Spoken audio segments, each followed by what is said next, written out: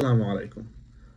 জাইমা রহমান খুব সাবলীনভাবে তার বক্তব্য দিয়েছেন, তার জন্য তাকে ধন্যবাদ। কিন্তু আমার একটা জায়গায় সমস্যা, সেটা হচ্ছে উনি বাংলাদেশে এসে ইংরেজিতে বক্তব্য দিচ্ছেন। পাশাপাশি তিনি যে একটা মিথ্যাচার করলেন, তার বাবার একটা মিথ্যা প্রেসক্রিপশন তিনি পড়ে শোনাইলেন, সেই জিনিসটা আমার কাছে ভালো লাগে না।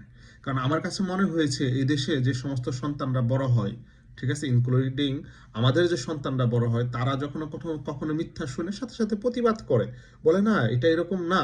তো আমি জানি না জাইমা রহমানকে উনার পিতামাতা কিভাবে লালন পালন করেছেন, যে তিনি মিথ্যাকে সত্য বলে প্রচার করার চেষ্টা করেছেন।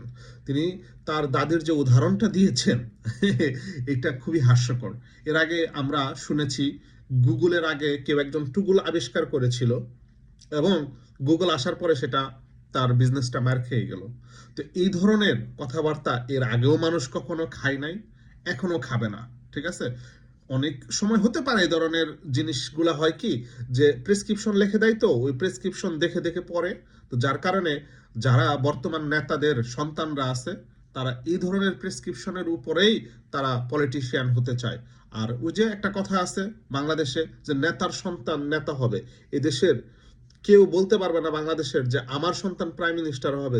No one can say that, no one I think believe that as well. But আপনার এই সমস্ত দেশে দেখেন, ইমানুয়েল ম্যাক্রনের পিছনের ব্যাকগ্রাউন্ড কি, ডোনাল্ড ট্রাম্পের পিছনের ব্যাকগ্রাউন্ড কি, তার বাবা প্রেসিডেন্ট ছিল না, জর্জ ডাব্লিউ এর বাচ্চা কি প্রেসিডেন্ট হয়েছে? এরকম পৃথিবীর বুকে যতগুলা আপনি উদাহরণ দেখবেন উন্নত বিশ্বে, কেউ কারো সন্তান প্রেসিডেন্ট হবে সেটা ধরে নেয় নাই। কিন্তু বাংলাদেশে প্রেসিডেন্টের সন্তান প্রেসিডেন্ট, প্রাইম মিনিস্টারের সন্তান প্রাইম মিনিস্টার, মন্ত্রীর সন্তান মন্ত্রী হবে, এটাই নর্মাল।